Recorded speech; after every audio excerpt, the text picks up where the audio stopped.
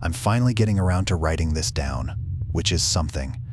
It happened about 8 months ago, when I was still working the late shift and trying to save up for a proper vacation. I sublet my apartment to a friend of a friend while I was traveling, figuring it'd be easy money and a good way to keep the place occupied. Honestly, at the time, it didn't feel like a big deal, just a practical solution, but it's been sticking with me ever since. The sublet was going okay, I guess. Mark, that was his name, seemed quiet and kept to himself. Which was fine, honestly. I just needed the money and he was paying on time. I was in Thailand, sending occasional texts and getting updates from him about the mail and a minor leak under the bathroom sink. He fixed it himself and sent me a picture. He seemed handy. It was the little things when I got back that stuck.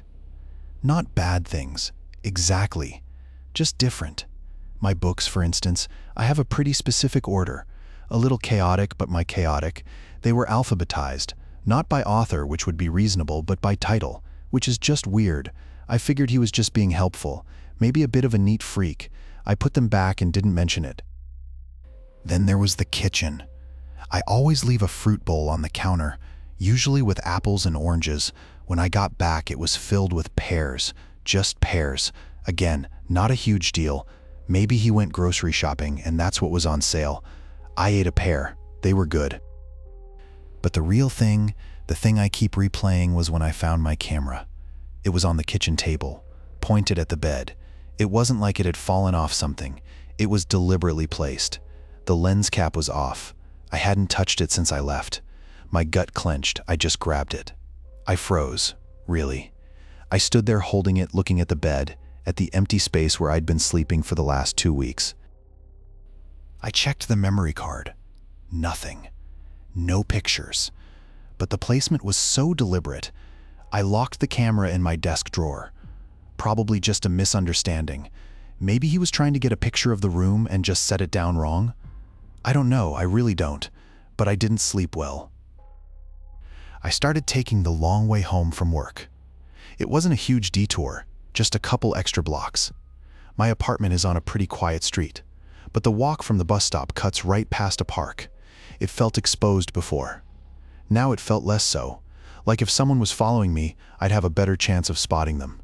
Stupid probably, but I couldn't shake it.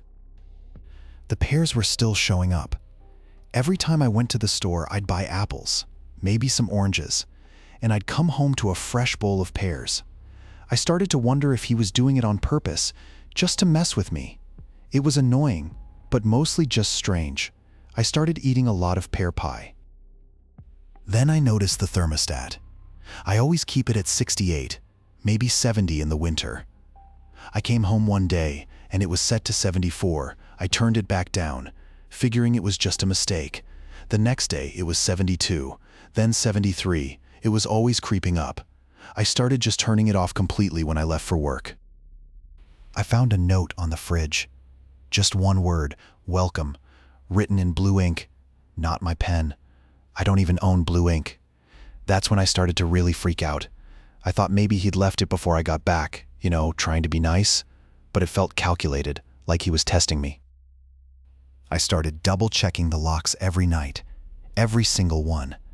I even bought a security camera, a small one, and put it facing the front door.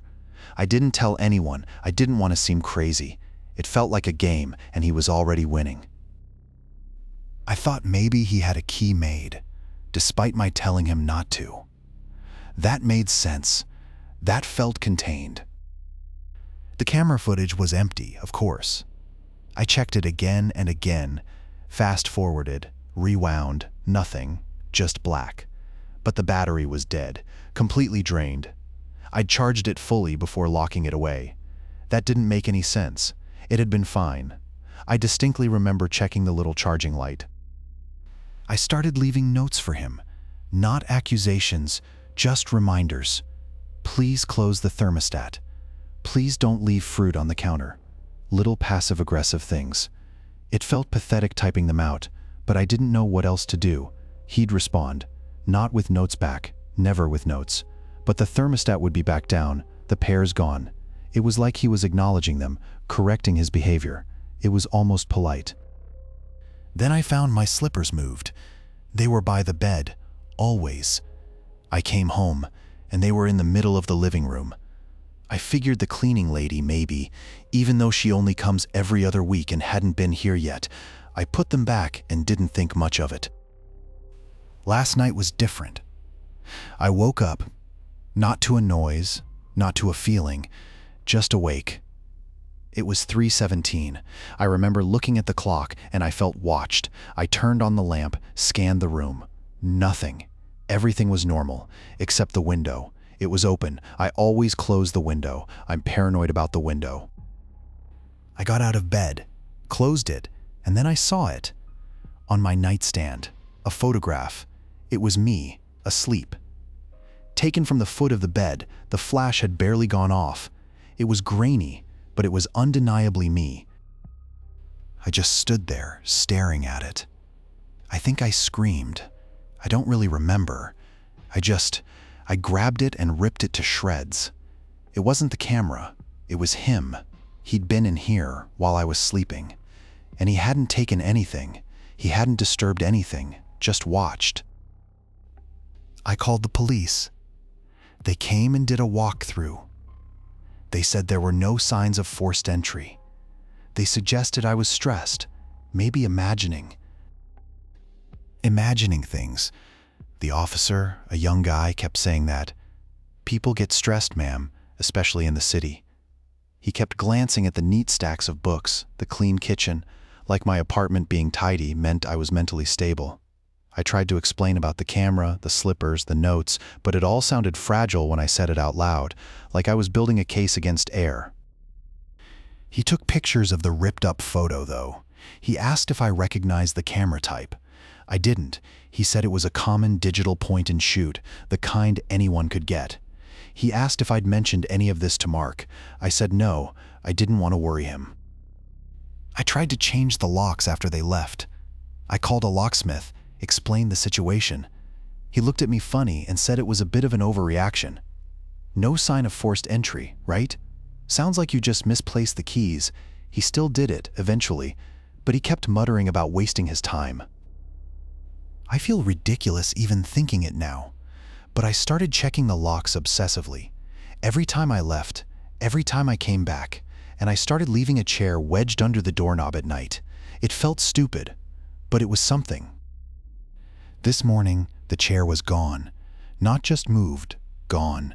And on the kitchen counter, next to the fruit bowl, was a small, smooth stone, gray and unremarkable. I don't own any stones. I don't even like stones. It wasn't a threatening gesture, not exactly, more like a correction, like he was saying, "You think this will stop me?" It's not about the stone. It's about the fact that he knew I put the chair there. He knew. I haven't slept properly since the stone. Not really. I keep the lights on even during the day. Just a low lamp, but something. And I started straightening things, constantly. It started with the fruit bowl, making sure the apples weren't touching. Then the books, aligning the spines perfectly. Now it's everything. Everything has to be just so. It's exhausting, honestly. Mark noticed, of course. He said I was becoming obsessive. He thinks it's the new job, the pressure. He's right, probably. The job is stressful.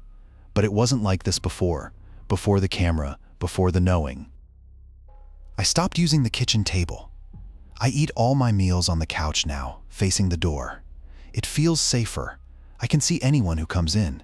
It's ridiculous. I know my apartment is small, and the couch isn't comfortable for eating, but it's better. I avoid the bedroom during the day. I get dressed in the bathroom, make the bed from the doorway.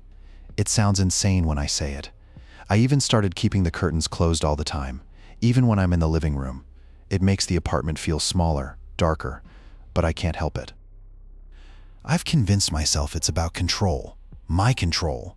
I lost it when he was in here, when he was watching. Now I'm just trying to reclaim it by controlling everything I can.